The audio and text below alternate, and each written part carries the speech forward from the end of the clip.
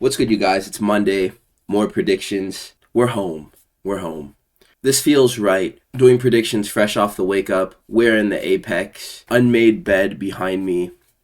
Order is restored to the world. We've been away from my favorite venue in the UFC for a little bit, but now we're back. Get a load of those guys at the bottom left corner. Those are our Apex legends. The last time that we were here at this venue, Toshiomi Kazama nearly met God. And I'm expecting to see more of the same level and quality of knockouts on this card in fights where we quite frankly don't even expect them to happen, because that's the nature of the Apex. This weekend, Saturday, November 1st, we have Steve Garcia versus David Onama. And you already know we in that UFC Apex boy in Las Vegas, Nevada. So I don't want to waste any time. Let's get right into these picks. I'm getting heavy nostalgia from looking at the style of these slides. We had to bust out a retro PowerPoint for today. Man, let's get this. Alright, so our first fight is going to be Talita Alencar versus Arianne Carnelossi. And you know what? I don't even care about the fact that this is just going to be, on paper, a stink-butt women's strawweight matchup here. I don't care, because I think it's going to end in finish. We're in the Apex. Talita Alencar is a lot better than Arianne Carnelossi on paper as far as skill set goes.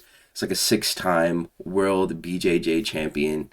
So, I'm going to be riding with her. Arianne Carnelossi is a girl who gets dominated on the ground, namely in her fight against Pierre Rodriguez. She got absolutely smashed by Pierre Rodriguez. But Pierre Rodriguez, she was on her way to losing a decision in that fight with the grappling, but the storyline there was that Pierre actually did foul Carnelossi by headbutting her from a top position. She was warned twice not to do this and then just got disqualified. It was pretty funny, I'm not going to lie. But prior to this, Carnelossi had gotten dogged by Lupe Godinez in the grappling, who put on some masterclass performance. Arguably several 10-8s. She was all over Carnelossi. Carnelossi had no answers for the grappling. Talita Alencar is a little bit vertically challenged, I should say. But it's strawweight. Carnelossi was getting taken advantage of by Lupe Godinez in that fight. Pierre Rodriguez looked like she was about to do whatever she wanted to her as well. Talita Alencar is going to continue with this narrative of Carnelossi struggling with the grappling. They gave her a pretty solid grappler for this division to fight with. She's just not the strongest girl because she's not the largest. But whenever she's able to get the fight to the ground, which I think she will at least be able to get to a takedown, whether it be from pulling guard. However, she's able to do it. Single leg, double leg, trip. Carnelossi doesn't have bulletproof takedown defense, nowhere close to it. The only time that Talita Alencar lost a fight was against the same girl that she drew with on the Contender Series, Stephanie Luciano. Luciano is massive for this weight division, and she was just able to keep Talita Alencar at the end of her offense, and Talita Alencar wasn't able to get close enough to start wrestling. And whenever she did initiate clinches, Luciano is very large, so she was able to create spacing and get back to striking. It happens, dude. Luciano just beat up another girl not too long ago, and 2 cards ago. I can't promise a finish since Talita Alencar hasn't finished anybody in the UFC yet. She's only won fights by decision. But we're in the Apex, and Carnelossi is a softball, so I'm going to take the chance and say Talita Alencar is going to win this fight and be a round 2 sub. Also, some more good matchmaking here. Phil Rowe versus Seokhyeon Koi. Koi is how you pronounce that last name. I was calling him Ko for a little bit, but I think in his last fight against Oban Elliott, they were calling him Seokhyeon Koi. Let's talk about that fight with Oban Elliott, though. This guy calls himself the Korean Tyson, and he didn't look like that skilled of a boxer in that fight. And it looked like his strengths were more in the grappling. He out-grappled Oban Elliott, and that was not the thing that I expected to happen in that fight. I thought that their advantages would be reversed. It would be Seokhyeon Koi with the clinical boxing and the good striking and the stand-up. And then it would be Oban Elliott who would dominate the fight on the ground if it ever got there. But one round of Koi struggling to get going on the feet and then transitioning into a takedown to net some wrestling offense and control time turned into him just winning the fight everywhere against Oban Elliott. Phil Rowe, on footage, he struggles against grapplers, and it's not necessarily always whenever they are grappling. He will get pieced up by a grappler in a stand-up, like against Jake Matthews. He got beat up by Jake Matthews on the feet. He was getting rocked. He shot the first takedown in the 3rd round of that fight, actually, and then he got reversed. That's what happened. Phil Rowe has this inability to fight long, even though he's really tall and has a significant reach. He fights in close with every single fighter that he has a height advantage over. This is going to be the same thing. He's 6'3", fighting with the 5'10" Seokhyeon Koi, but that's not even going to matter because Koi is going to have no problem getting past the layers of defense that should be his range in order to land whatever shots he wants to, and to get to takedowns if he wants to start wrestling. Angelusa brought Phil Rowe into deep waters. Angelusa is no longer even in the UFC anymore. His cardio failed him in that fight, though, and he ultimately got finished in round 3 of that fight after winning the first 2 on every single judge's scorecard. Phil Rowe does have a chance to win via round 1 KO because he does often land very significant shots at the very beginning of a fight. He'll have the opportunity to do this against Coy because he's not really moving his head like that, but volume boxing is a pathway to victory up against Phil Rowe, and the pressure also is something that will help you win. And if we want to look at Seokhyeon Koi's more striking heavy performance on the Contender Series, the guy that he fought there, Igor Cavalcanti, has a lot of overlap with Phil Rowe in terms of frame and also ability too. And Seokhyeon Koi was able to manage the distance better than he was to land his offense in the boxing. He did absorb some strikes, but he also got to the takedown and started wrestling too. So I think that it's going to be more of the same this way. I think that he has a potential to win via a stoppage here, and I'm going to predict that he drops Phil Rowe and then finishes the fight on the ground. And this is going to happen in round 2. So let's go for Koi via round 2 TKO here in this fight. We have this one and then another WMMA fight right after it, dude. Like, I'm genuinely, not looking forward to 3 WMMA fights in the same night, man. At least Ardelean versus Monserrat Ruiz shouldn't be that hard of a fight to break down. Monserrat, Conejo, Monserrat Ruiz. She's cheeks, bro. And the only reason why I even know who she is because she has really bad tattoos, including, she has a bunch of, clowns on her body, on her legs. She has, a Pennywise tattoo that I always end up staring at on her thigh. Because it just, it looks goofy. And she's riding a 3-loss streak since 2021, and she gets finished in every single fight that she loses to. It's pretty ridiculous. Ardelean, she's kind of a workhorse, I'm not going to lie. Whenever she's not getting outpaced, her output is what wins her fights. She's able to, double up 1.5 times her opponent in strikes. Ardelean showed grit in the fight against Hayani Dos Santos in her last outing, who she was able to, again, outwork and win a decision over. I'm expecting this to be an easier fight against Ruiz because I don't think Ruiz is as good as Dos Santos. Ruiz is usually getting pieced up or choked in fights without being able to accomplish anything before a finish is scored over her. Ardelean tried wrestling in her fight against Dos Santos, but Dos Santos was able to scramble, and the shots were coming late into the rounds. If Ruiz is able to be taken down in this fight, Ardelean will have no problem maintaining control to win a fight that way. I think that I am going to pick a late round TKO there. It's just going to be death by 1,000 cuts, like it normally is at women's strawweight. I'm glad we have some welterweight violence to punctuate these 2 women's strawweight fights that would otherwise be back-to-back in, the order of the card, so we can rejoice at the fact that we don't have to endure that. Alright, so Ketlen Viera versus Norma Dumont at women's bantamweight. Ketlen Viera's last fight against Macy Casson has shown that she's gotten at least a little bit better at fighting, but the thing about Ketlen Viera is that she only really shows up to fight whenever she knows that she's better than her opponent. Otherwise, she looks really gun-shy and just doesn't go for it at all. And that includes against fighters from the Ronda Rousey era, like Holly Holm, or even Raquel Pennington, who Ketlen Viera lost to in 2023. I see Ketlen Viera as a 500 fighter in this division. You beat her in order to get some type of namesake in the division, and then maybe get one more win, and then you're fighting for a title. That's what they're doing for Norma Dumont right now. Norma Dumont kind of deserves it after her last performances that she's been having. Norma Dumont, even though she's winning a lot of decisions, she sits down on a lot of her shots and she's able to produce real damage from them. Her output is really good too, but the thing about her output is that there's a high significant strike ratio that's attached to her output. And that's because she is, again, sitting down on her shots, but that doesn't make finishes seemingly any less difficult for her to score. But, she does beat these girls up. We saw what she did to Aldana's face.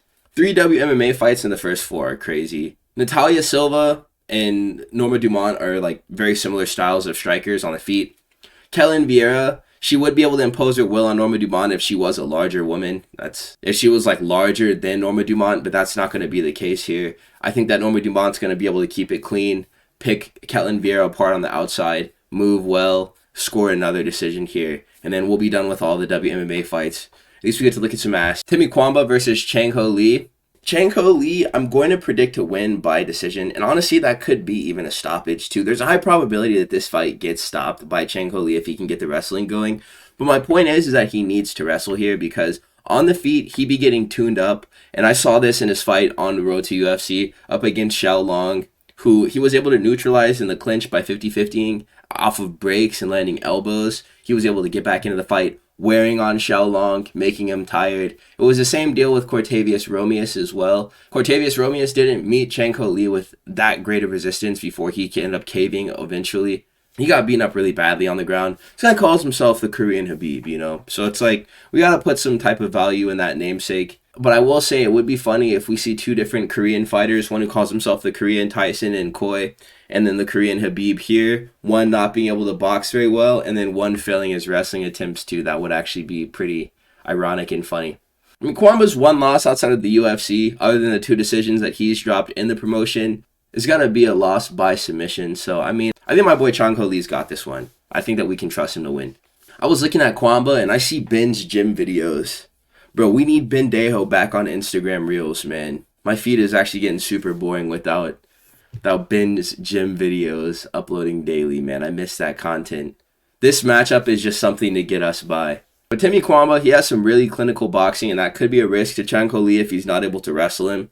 He's got to work on freezing Timmy Cuamba in the clinch or shooting out in open range and completing his doubles and singles in the middle of the octagon, or working Timmy Cuamba against the cage and then finishing the shot there. I'm besting hope in Changho Lee being able to get to takedowns just because, I mean, Timmy Kwamba's takedown defense in the UFC looks pretty solid for all the times that people have tried to wrestle him, but nobody's really shooting on this guy. They're usually just sticking to the stand-up and then winning decisions over him that way in the fights that he's able to lose. He did just come off of a knockout over Roberto Romero, who was the Combate Global guy who had a pretty competitive fight with David Onama in his debut on short notice. But I mean, if I have anything to go off of, Timmy Kwamba is probably going to throw some big shots in the pocket. Changho Lee is no stranger to absorbing damage. Whenever he does get rocked, he's good at getting takedowns to be able to maintain control of fights, getting into the clinch, making it nasty, 50-50 exchanging. Off of the break, he can get a rock back against the guy who just hurt him to make sure that the fight doesn't look like it's getting away from him and that he actually still has a chance to win. I still see Lee winning a decision in this fight, but it's going to be a grinding one just down to the matchmaking here, so I'm going to predict Changho Lee to win this fight. All right, then we have Donte Johnson versus Sedriques Dumas at middleweight. Reaper Mafia stand-up. This is a better fight for Dumas than Zachary Ruiz. I'm very much convinced. We don't really know what type of form Donte Johnson is going to come in. After we saw his last fight on the Contender Series was held at heavyweight, he's going to be dropping down 2 weight classes now. He's still 5'8" for middleweight, which, I mean, is going to be a disadvantage for him. And that's just in terms of range, because I'm assuming that he's still going to be very powerful. He won via brutal knockout in a heavyweight division at 5'8", which is funny. There's a lot of unknowns attached to Donte Johnson in this weight class, but I'm not saying that to detract from his abilities, because I think that he does have potential to be successful in this weight class. We've seen 5'8" middleweights at least get some type of accolades or accomplishments at middleweight before they either dial in and go to welterweight, or they just don't make it and then kind of disappear and phase out, like Duran Wynn and then Joaquin Buckley, namely. Sedriques Dumas getting flatlined by Donte Johnson here is guaranteed unemployment, so I think that there's still going to be that fire lit under him to notch a good performance so he can stay on the roster. There was a sense of urgency that he had in the fight against Zachary Ruiz in order to make sure that that was a fight that he won. That's still going to be pressure that exists with him, even since the last fight ended with him getting struck in his balls. Sedriques Dumas could do better with distance management, as we saw in his fight with Mikhail Oleksiejczuk, but Mikhail Oleksiejczuk is not 5'8", so that means that Sedriques Dumas is going to have a little bit more leeway in order to keep himself safe from the entries of Donte Johnson if he can see them, and this guy isn't moving different at 185 pounds. But I think that Johnson having a showcase at a new weight class and then also having no UFC experience outside of winning a fight on the Contender Series is not going to be grounds for me to pick a certified veteran like Sedriques Dumas in his debut. The only reason why I would side with Johnson over Sedriques Dumas is just because Sedriques Dumas be losing and he's not been that active. As far as Sedriques' weapons here, he does have finishes outside of the UFC, and he's a better grappler than people like to give him credit for. I'm not sure if he'll be doing much taking down of Donte Johnson. Probably just try to snipe at range and take this dude's head off with like a high kick or something. Or just catching this guy with a really nice right or left hand as he enters into the pocket. I think that most fighters can look good against a heavyweight fighter who didn't earn a contract on the Contender Series. So I don't think that that's any indicator that this guy is like some crazy monster for whatever weight class he did end up going to, which is middleweight. I'm going to select Sedriques Dumas here to win. And if he loses, there will be no more Sedriques Dumas. This is the end. Like, it's over. Now we have Billy Elekana versus Kevin Christian at light heavyweight. I had to go and do research on who Kevin Christian even was whenever I first read this matchup, because I was not familiar with anything that he had accomplished leading up to getting this matchup or Contender Series or his debut. I was thinking, have we ever seen this guy fight in the UFC octagon? No, I don't remember at least. He won his Contender Series performance last year in November. This dude is like really tall, He's 6'7". This was an example of Dana White not wanting to give a guy a contract after winning his Dana White's Contender Series performance, but Mick Maynard talking Dana White into giving him a chance to fight in the UFC, and that's how this ended up coming to pass. Billy Elekana is a fighter that I actually really like. I liked him ever since his last performance in Abu Dhabi, whenever that was the Whitaker and RDR card, and he beat up Ebal Aslan, who's another guy that they're trying to promote as like this prospect for that region at light heavyweight. Billy Elekana has had 2 fights in the UFC, that one against Ebal Aslan and another against Bogdan Guskov, who's ranked number 10 in the division right now. He actually didn't do too bad in the fight against Bogdan Guskov either. I like the offense of Billy Elekana. I think that his kicks work really well with his hands, and he opens up with his boxing after the kicks establish his dominance and control of the fight. He can grapple pretty well too, and he's kind of like a snowballing fighter to where it could be close up at the very first round. He doesn't really get into real trouble, I haven't seen at least, in the early going of a fight. And then if you do let him take control of the fight, he'll run with it, and then he'll put a huge gap between you and him. If he can keep winning, and if he can maybe end up scoring some finishes, this will be a dude that a lot of people are going to be excited to keep eyes on and to keep watching fight. I like Billy Elekana. I'll be on record in saying that a couple of times up until this point. Kevin Christian fought this dude named Francisco Mazzeo on the Contender Series, and that was a pretty underwhelming fight that he ended up winning. Christian had to rely on his opponent completely gassing out before he was able to get to a sub in that one. I think it was a triangle choke. This like tall man got to a triangle choke finish. Billy Elekana, as I'd mentioned before, nearly subbed Bogdan Guskov whenever they were both fresh in the first round of the fight that he was in with him. I think that Elekana is going to be generally stronger in the areas that Christian is strongest in, which is going to be the grappling. And he'll have acclimated to the UFC too, since Kevin Christian hasn't made his debut and he's only fought on the Contender Series. So I'm going to pick Billy Elekana to win this fight via round 1 KO. I think this is going to be one of those Apex cards where everybody gets knocked out. I think even in the fights that I predicted would go to decision, those WMMA fights, we were going to get some knockouts, dude, some cheeky ones. So I think this is going to be another one of those. Let's move on to the main card. My boy Toshiomi Kazama. I hope he's okay right now, man. I think he's fine, but I wonder when the next time that we're going to see this guy fight is. All right, so to get us going, we have Allan Nascimento versus Cody Durden at flyweight. Big ups Cody Durden for stepping in on short notice to save this fight. I don't know why he's stepping in on short notice to take a fight with a guy like Allan Nascimento. This seems like a weird call for him. This is a dude who's for sure probably not going to end up knocking him out, though. Allan Nascimento is a guy who's in the past had problems with the scales. His initial opponent was going to be Rafael Esteban, who pulled out of the fight likely because he was not going to be able to make weight himself. Both of these guys are frequent weight missers. You see that his last weigh-in was 1.5 pounds over the legal limit for flyweight. So yeah, shout out Cody Durden for saving this matchup. I don't think that he gets subbed any less for hooking us up like this. Historically, Durden has struggled with good boxers like Jose Ochoa, like Joshua Van, like Bruno Silva, and also good submission artists like Muhammad Makayev, like Tagir Ulanbekov, or just wrestlers who will be able to control fights. If you're really good at grappling from top positions, or if you're really good at striking with your hands, namely, you will be able to bust up Cody Durden and potentially finish him. Even a grappler like Jimmy Flick, who specializes in triangle chokes, was able to flying triangle Cody Durden in their fight.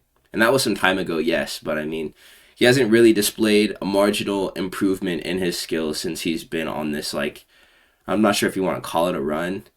Since he's been fighting in the UFC in like the last 5 years, we'll say. Nascimento is a nasty submission dude from Shootabox. Very similar finishing instincts to Charles Oliveira whenever we're talking about attacking subs from back take positions. He's really good at that. He's like a human backpack. He's also been field tested up against some pretty skilled grapplers as well. He lost a decision to Tagir Ulanbekov, but he didn't get finished in that fight. He beat Jafel Filho by unanimous decision in that one. And then he won a decision over Jake Hadley, who's also himself a pretty good ground fighter. He's a big 125er, as I had mentioned. That's the reason why he has a problem with the scales. But whenever he is on weight and is able to perform after a successful weight cut that doesn't completely go awry, he's shown some really good skills. Even whenever he is heavy in the octagon, it's never really looking like this dude is like compromised because of the fact that he did botch the weight cut.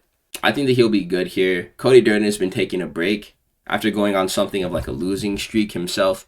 I think he's about like 1-4 in his last 5. I don't think that this fight, as a short notice matchup for him, will be favorable at all, unless he's been doing nothing but grappling in order to rest his CTE brain following 3 back-to-back beatings that he's taken in a very short time period. He really owes his spot on the roster to Matt Schnell, who was his saving grace in being able to donate a finish that he was able to score over him. in the middle of all these losses that he has been taking recently. So I think Machinal is actually coming back out of retirement to fight again too, which is pretty nuts. Nascimento is going to win this fight via round 1 submission is what I'm going to go with. So now we have Charles Radtke versus Daniel Frunza. Daniel Frunza was a guy who got knocked out by Rhys McKee. Rhys McKee, like, he chinned this dude. It wasn't out cold. There was a doctor stoppage that led the fight to be ended, but Daniel Frunza was out for a little bit.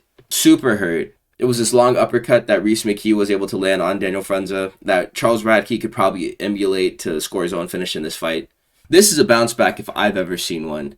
They're giving Charles Radtke an opportunity to fight a guy who got doctor stoppage by Rhys McKee. And that's pretty much it. Charles Radtke can highlight here.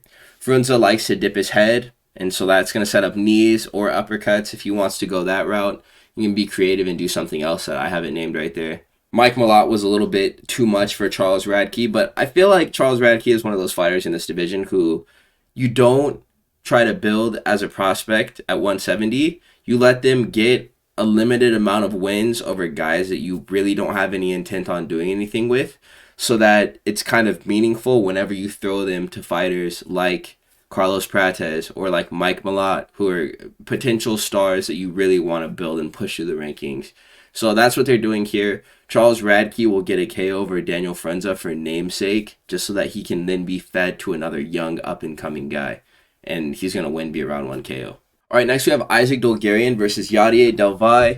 I'm interested in seeing how this fight goes. Valle will have the advantage over Isaac Dulgarian in the stand-up, but concerning the grappling, even though Del Valle did a good job of beating up Connor Matthews on the feet and then taking the fight to the ground and being able to score finish there, I'm not sure if he's going to be a better wrestler with a better pace or better finishing instincts on the ground than Isaac Dulgarian has demonstrated to be in the past. Brendan Marotte was the last victory that Isaac Dulgarian was able to score in the UFC. He got beat up pretty badly by Dulgarian, who has had a much longer UFC career than Yadier Del Valle.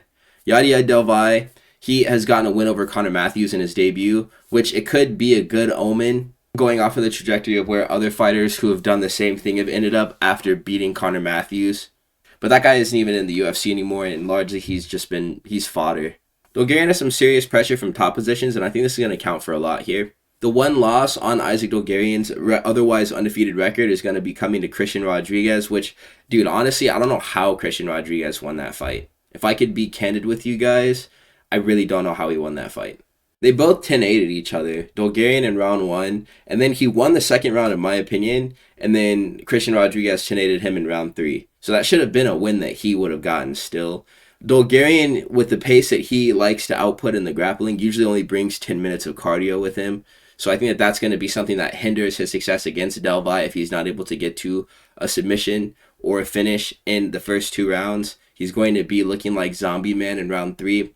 But I trust him, dude. I don't think this is going to be a free win, but I've said in the past that Dulgarian kind of fights like Jax from Mortal Kombat. And I think that he's going to need to get knocked out cold in order to not have a performance like this. Just because we've been so conditioned to seeing him fight this way. This is how he likes to fight. So I'm going to go for Dulgarian via round 2 sub here in this one. Alright, so in the featured fight, we have Jeremiah Wells versus Themba Gorimbo at welterweight. I don't know why they keep on trying to push Themba Gorimbo, dude. They're just trying to cash out on his story and like his upbringing and stuff. It's like, dude, nobody cares about this dude. I can't speak for everybody, but I just don't. I can't get into him. This is a mid-off. Both these guys are pretty bad. I'm expecting a painstakingly awful decision or an Apex Classic where these two farty fighters actually give us a pretty good fight. Jeremiah Wells actually lost to Carlson Harris 2 years ago and he got subbed in that fight. And then most recently, he's off of a loss to Max Payne Griffin. Themba Gorimbo strung together 3 wins at one point, and then he got his win streak snapped by Vicente Luque in his last fight. But before then, he was beating GOATs of this division like Ramiz Brahimaj, which is unironically a pretty solid win. And then he also got wins over Nico Price and also Pete Rodriguez as well. And he beat, I think, all 3 of those guys by decision. I mean, Themba Gorimbo does have some semblance of accomplishments in the 170 division in the UFC. And he's also not 40 years old like Jeremiah Wells, so I have no expectations for this fight. I don't know how it's going to end. I don't know why it's the featured fight on this card, but I think that I'm going to predict Themba Gorimbo to win a decision here. All right, so now we have Waldo Cortez Acosta versus Ante Delaya. Waldo Cortez Acosta completely betrayed my trust in him being something else other than just a fat dude in this division. Pavlovich was such a winnable fight for him with the way that he was looking and the way that Pavlovich had been looking coming into this fight. We're done with like Axe Killer Pavlovich. It's done. Axe Murderer Pavlovich is over. Waldo Cortez Acosta had a nut up or shut up moment and he folded in that fight. Ante Delaya, if he keeps on putting on performances like he did up against Marcin Tybura, where he comes out with a really high pace and then just fights like he's trying to go home before dinner, he'll be able to win a lot of fights in this weight class. With his physicality, with his abilities too, I think he's going to be okay here. And that's even taking into account the fact that Waldo Cortez Acosta is more agile than Marcin Tybura. I kind of still want to pick Waldo Cortez Acosta here, but Ante Delaya has the momentum, and Waldo Cortez Acosta just lost all of his in a fight up against a gun-shy Sergey Pavlovich that he didn't take any risks in. Ante Delaya is our only hope at getting a new title contender at this weight class, because nobody wants to see Volkov fight for that belt. Nobody wants to see Jailton Almeida fight for that belt. But it's a little bit less interesting because Tom Aspinall is on record saying that he wouldn't fight with Ante Delaya if he made it to the title, and that he would just retire and let him have his moment there. It may be a necessity for Ante Delaya to slide for Tom Aspinall and get his belt back if he does end up losing to Gane in the rematch, and that's kind of up in the air right now, though, so we'll see what the future holds. Gane would have actually so much of my respect if he took all the lumps from everybody criticizing him for all the title shots that he got, wins his fourth attempt at winning UFC gold in a title situation, and then he defends the belt up against the teammate of who we were touting as the greatest heavyweight of the modern era. And that would be a fight that I'd be interested in watching, because at one point I think Ante Delaya and Cyril Gane were meant to fight each other, but Ante Delaya was having like visa issues or something and then ended up not making it to the UFC in that year, all the way up until now. That was like 4 or 5 years ago. In a perfect world, we get a shootout. Both of these fighters look good. High activity on both ends. They're landing some big shots, and then we get a brutal knockout in round 1. I think it's going to be the person who goes first that wins, and I have no confidence in it being Waldo Cortez Acosta, because the only time we've ever seen him really go for it since he's been on like what run he's been on in the UFC, it was against Lucas Brzeski. And then after that, nothing really. I don't see Ante Delaya playing patient here. I think he'll be rewarded for that. He'll get to a round 1 KO over Waldo Cortez Acosta. All right, that's going to take us on to the main event of this entire card. We have Steve Garcia versus David Onama at featherweight. Steve Garcia's recent wins have been over guys who've been in the mix fighting with skilled fighters or losing to top-level talent. And before his last fight with Calvin Kattar, everyone he'd fight, he would end up finishing in rounds 1 or 2. Onama's a case of a fighter who does have pretty solid wins scattered throughout his record, but he just recently got good. And 3 years ago, he was getting decisioned by Nate the Train. But I mean, to be fair, 3 years ago, Steve Garcia was getting knocked spark out cold by Mahashate, so there's a give and take. Gabriel Santos Muscatino is a very good win. I was just talking about David Onama and his cringe celebration he hit after knocking out Gabriel Santos. That's a memorable performance for a few reasons, namely for the fact that he beat a guy who's really good at fighting. But his last one over Giga Chikadze is not going to be a win that'll put you on people's radars, especially if you're winning by decision. Nobody's really going to be anticipating your return like that. We were just talking about Roberto Romero during the Timmy Cuamba matchup that we were breaking down. That guy actually had a pretty close fight with David Onama through the first couple of rounds. He even dropped David Onama in round 1 of that fight, and they both dropped each other, but David Onama's, his back was the first to hit the ground in that fight, which, I mean, that gives me hope for Steve Garcia being able to catch him early. I think that Onama not getting finished by Roberto Romero in that fight is just down to a lack of finishing instincts that Romero did have in that one. I think that a more tenured and seasoned veteran like Steve Garcia will be able to capitalize on a moment like that if he's able to score it. And granted, he usually drops his opponents in every single one of his fights that he's in. Even Calvin Kattar hit the mats in, I think, round 3 of that fight. He ended up getting dropped too. The moment will come where David Onama does get spilled by Steve Garcia. I'm a pretty big Steve Garcia fan, and I've been looking for him to get a fight, a high-profile one, like main eventing one of these Apex cards or something, just so that he can get a lot of more eyes on him with a big win. I know that 12 versus 13 isn't a super compelling matchup to watch for our viewership, whenever we consider the implications that this will have towards them getting to a title, but it'll be a fun scrap. We're going to enjoy watching it, I'm pretty confident. I don't really care much about hype, I just want to watch cool fights. I think this is going to be a pretty cool fight. I don't see him selling an early drop the same way that Romero was able to, Steve Garcia, if he's able to get David Onama on the ground. I think they'll have the finishing instincts to be able to get David Onama up out of there without making a mess of things. So I'm going to go for a Steve Garcia round 1 sub. He's going to drop and then wrap up a front choke on David Onama. So those are going to be all my predictions right there. I'm feeling pretty confident about the picks that I have made for this card. I am very happy about the fact that we're back in the Apex. I'm very happy about the fact that the Apex isn't getting expanded to accommodate 5 to 10,000 additional fans, dude. Like, those rumors, oh my, they would have ruined me. Why would they have done that? They would have taken all the character away from the Apex, dude. Ultimately, we're in it to watch some Golden Freddy's KOs. And we're going to keep a counter right there. There hasn't been a single Golden Freddy's KO since the Wes and Wilson fight. I'd said that Nasrat Haqparast got Golden Freddy suited, but he didn't. He just planked. It's not the same. So I need to see another Golden Freddy suit. Hopefully we can get one on this Saturday. I will be hosting a fight companion stream. Make sure to join up for that, fellas. I will catch you boys in the next one. Like, comment, and subscribe if you made it to this point in the video. Peace out.